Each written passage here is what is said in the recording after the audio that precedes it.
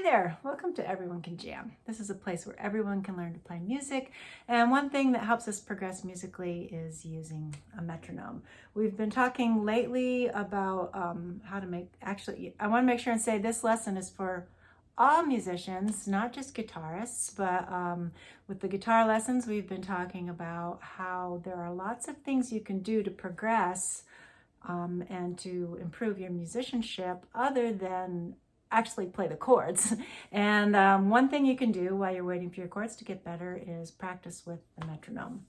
The metronome is very important to all musicians. The very experienced, very highly accomplished musicians still practice with a metronome. And it's really important to get off to a good start and to know that the metronome is your friend. And so there's some important things I want to say to help you get off to a good start with your metronome. The main thing is, the main idea of our lesson today is when you're new at using the metronome, well actually, especially when you're new, but even when you're not new at using the metronome, it's always important when you're using the metronome to play something that is not too challenging. If you're struggling to get to the notes on time, if you're struggling to remember what chord comes next or what notes come next, that's not a good time to use the metronome.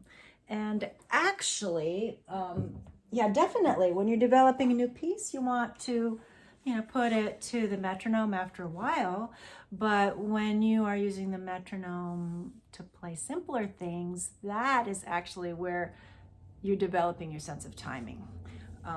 And actually, I'm going to share with you a great tip from this book. The name of it might be a little reflection and shiny for you. First, learn to practice.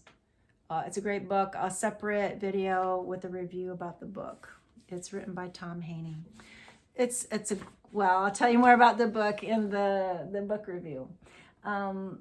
His tip for the metronome, which was a big aha for me, is you don't want to start, when you're first using the metronome, you don't want to start by playing a song with the metronome. You just want to feel the beat and play just that. So let me show you what he suggests. There's a lot to it. There's like 3 or 4 pages in the book, which lots of good ideas about using the metronome, but I'll share with you some of the highlights, which is you want to listen first. You don't start playing right away. You don't want to be thinking, you want to be feeling. So you let your metronome, and by the way, I happen to love real metronomes. I like real sound. There's metronome apps that you could get on your phone and electronic metronomes too. And like drum tracks work too. But when you're new at it, let's just do tick, tick, tick, okay?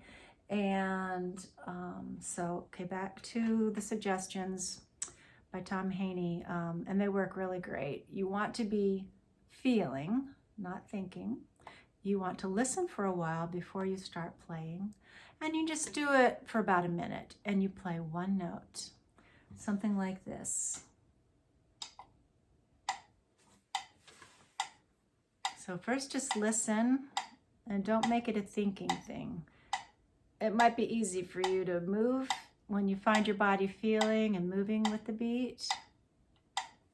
Pick a note and play just one note.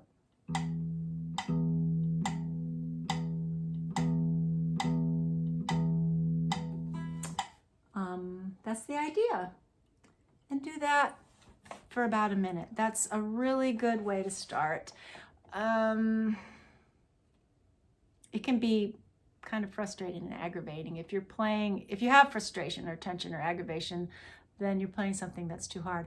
And actually what I just did might be too hard for some folks who either are not comfortable with the instrument or not experienced at I'm going to use the word expressing their sense of rhythm. Everyone has a sense of rhythm.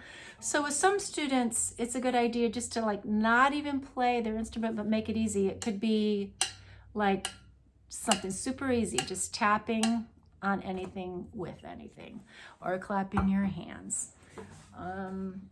Actually, now here's a tip from me. It can make a big difference what tempo you choose.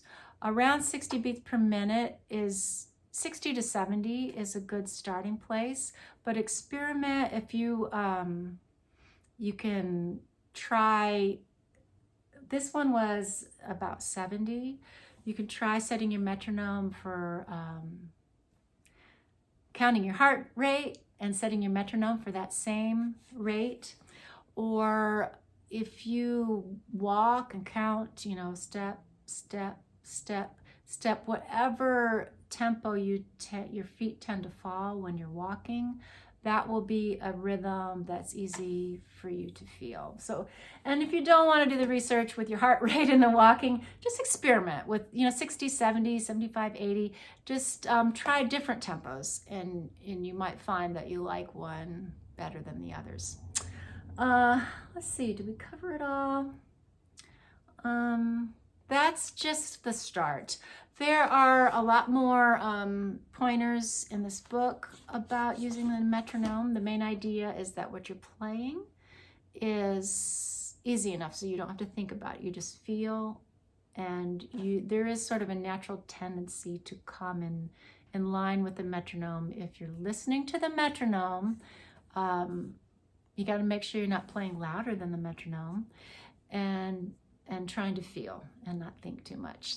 That's a good starting place. We could go on and on about the metronome. There's lots of fun things we can do about it, but just make sure what you're playing is easy. And more about this really cool book that's very accessible to absolute beginners, and I think probably very insightful for musicians who are highly experienced too, especially teachers. So more about that in another video. Thank you for liking and subscribing. That makes it possible for more people to find these lessons and for me to keep doing what I'm doing. I'll talk to you later. Bye.